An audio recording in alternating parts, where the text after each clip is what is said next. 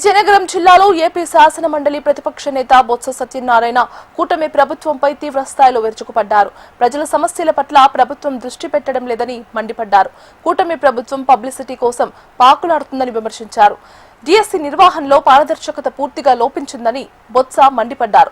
కేంద్రంలో నీట్ పరీక్షల లీకేజీల సమయంలోనూ ఇలాంటి కబుర్లే చెప్పారని ఇప్పుడు ఇక్కడ అదే పునరావృతం అవుతోందని అన్నారు.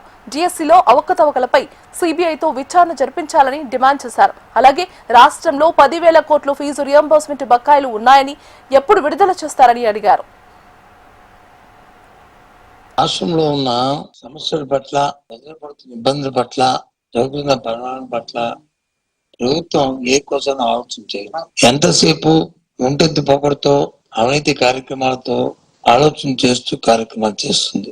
ఏమంటే పబ్లిసిటీ కోసం ఆలోచన చేస్తుంది. ప్రభుత్వంలో పారదర్శకత ఉంటే, ప్రజల పట్ల చిత్తశుద్ధి ఉంటే, నిరుద్యోగుల పట్ల నిజాయితీగా మీరు కార్యక్రమం చేశామంటే సిబిఐ ఎంక్వైరీ చేయండి, నిజాయితీని నిర్మించుకోండి. అంతవరకు మంత్రి రాజమ్మ మంత్రి వర్గం నుంచి ఆ మంత్రి పక్కన ఉండండి. మీలాగే చెప్పారు అక్కడ కూడా కబుర్లు. అక్కడికి ఏమైంది? అంతేకాదు వ్యవస్థ ఫస్ట్ పడిపోయిన పరిస్థితి తీసుకొచ్చారు. ఫీజు రింబర్స్మెంట్ సుమారు 10,000 కోట్ల రూపాయలు వాటికి బకాయిలు ఉన్నాయి.